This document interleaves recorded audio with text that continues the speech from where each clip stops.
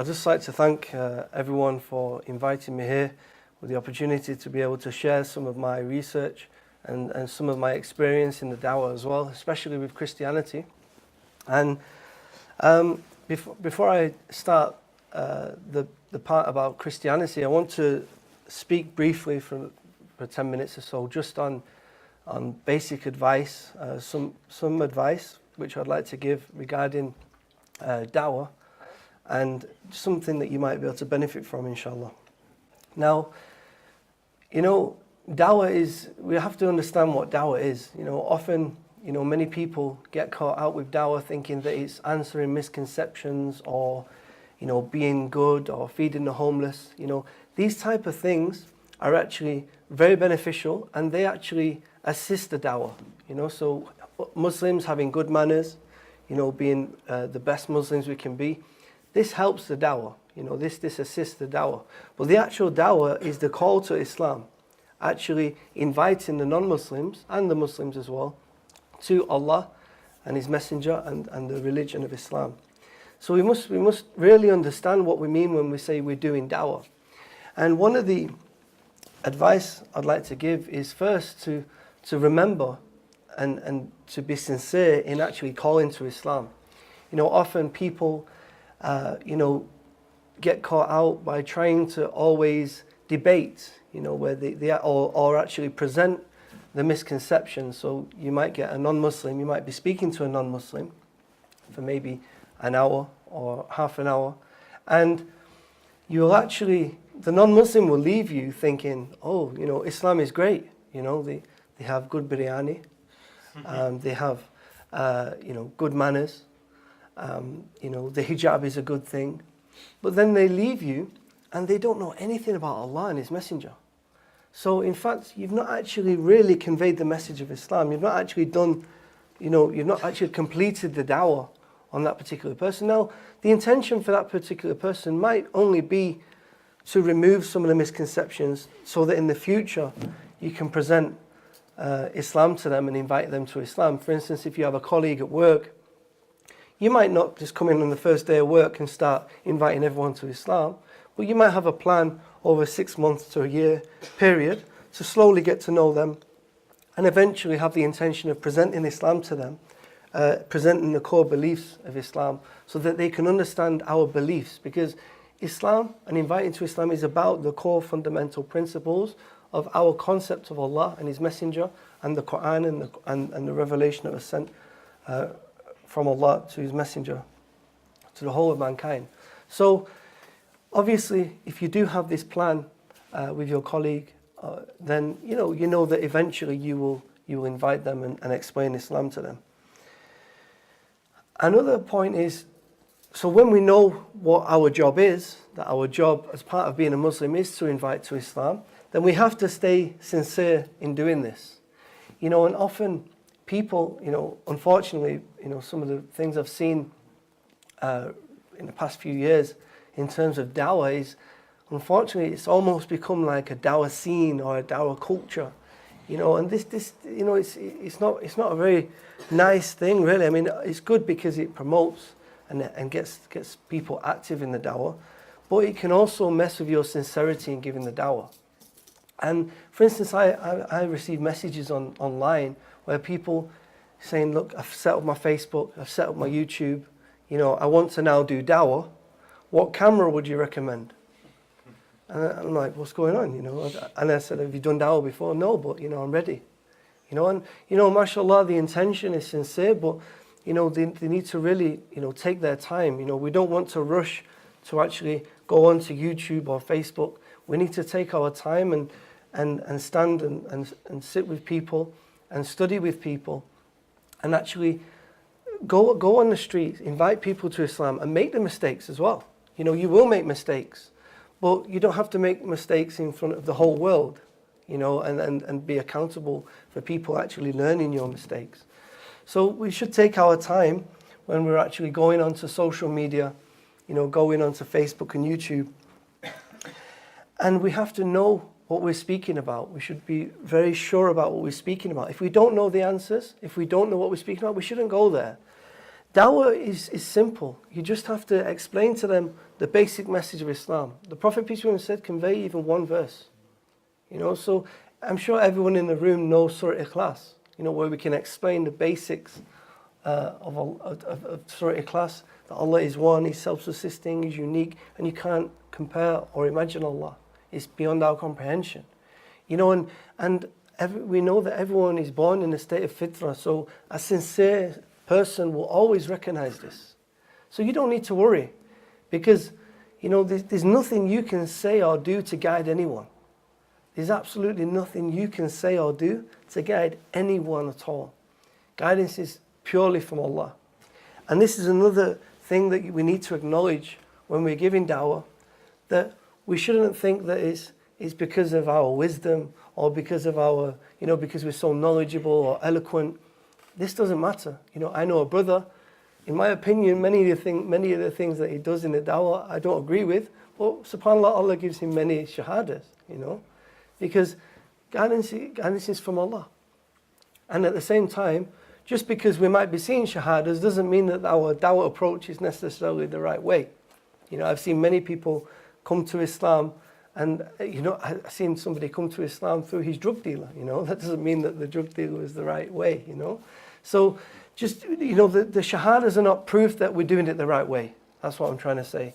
So and Allah will also test you with shahadas, and He can actually use the shahadas to test you. And sometimes you might gain the ego, and you might think, today I had 10 shahadas, and you might, you want to go and report it on Facebook, and you can lose this sincerity. So really guard your sincerity in the dawah. It's already recorded with Allah. You don't know what's in the heart of this person who's took shahada. Shaitan will come and take shahada with you. I know a story in Manchester where 2 policemen took shahada. They were 5 times a day praying for 5 times a day for 2 years. The benefits of Ayatul Kursi came through an interaction with Shaitan. The hadith, right? Where we learn about the benefits of Ayatul Kursi because of an interaction with Shaitan. So don't think that, I'm getting all these shahadas, I must be doing the right thing. That might not be the case. Well, that shouldn't stop you also being active in dawah, doing something for Allah. And I remember one brother telling me that, just do something and anything, and you might even be doing the wrong thing in the beginning, but carry on. And out of the mercy of Allah, Allah can send someone to correct you. And we should acknowledge that sometimes when people come to correct us and help us, that we shouldn't see it as a bad thing. That this is a mercy from Allah, that Allah sent someone to actually correct us and keep us on the right path. So we should accept the sincere advice as well. Another thing which I see a lot online is many shahada videos posted online. Yeah, but it's not actually the whole conversation. I have a couple of videos on YouTube where it has the beginning and the end, so you have the whole conversation.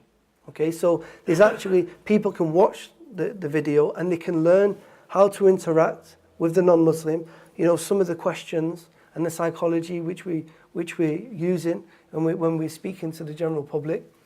And people can learn from that video. But then some videos you see online where people literally, they'll be in the street and someone's ready to take shahada. They say, you ready to take shahada? Okay, 1 minute. And they pull out the camera and they say, okay. And then they do the shahada and they say, takbir, and that's it. So you only get the actual shahada.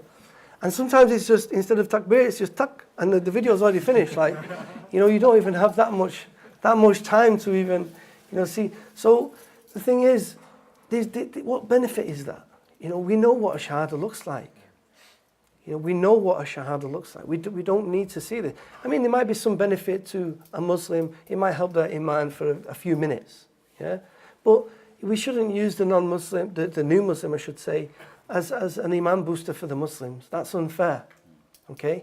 And then when people say, well, how can we look after new Muslims? Well, the first point you can look after new Muslims is by not posting them online. Yeah? The 2 particular videos I have online, one of them, the sister, her husband was a Muslim, so I knew that she was going to be safe. I knew that she's not going to be thrown out of her house and made homeless. I knew that she's going to be safe. And the other sister, what took shahada, was She'd been looking into Islam for many, many years. Her mother was happy with her being a Muslim. And I still held the video for a few months before releasing it. You know, we take our time, make sure that that new Muslim's okay, that, you know, that they're safe. You know, in the mosque in Manchester, there's a man that works there, and most of the time, his job is to phone the National Zakat Foundation and try and find help for new Muslims, because their family have found out that they're Muslim and they've been made homeless. And their wife or their husband has found out and they've been made homeless. Or their boss found out and they've been made jobless. Yeah? So it's a bit unfair to now just start using this video, you know, of someone who has come to the truth just as an iman booster for 5 minutes for a Muslim. Yeah? There's plenty of Shahada videos online. Unless you have the whole conversation and unless it's safe for that, then there's no reason to put the video online. There's plenty of Shahada videos online for people to be watching for that 2 minutes of Iman booster. Okay? So, you know, think about what you're doing. You know, some people say, well, I got permission off the new Muslim. That doesn't matter. Permission or no permission. Legally, you don't need permission. Yeah, because it's your video and you're in public. But it's not about permission, because that new Muslim doesn't know the test he's about to go through. He's about to be tested. You know, he's about to go through the biggest test of his life. You know, Shaitan is on the back of the new Muslims, especially in the first few months, first few weeks. This is when we see many people that leave Islam. So you want to make that test a bit easier for the new Muslim. Okay?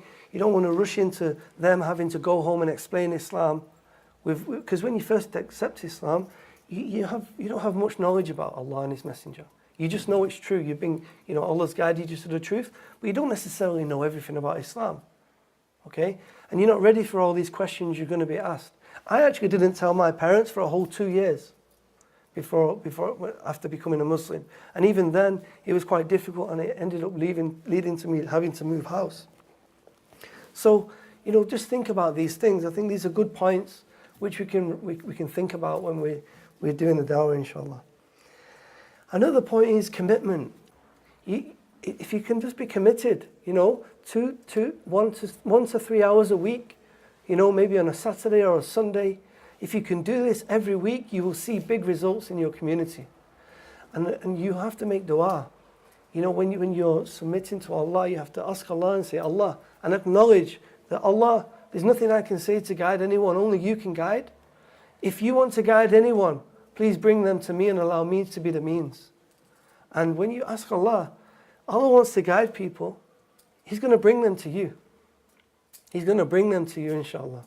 So know that, you know, really understand this, that the people are not going to accept Islam because of you, or anything that you know or say. It's strictly because of Allah.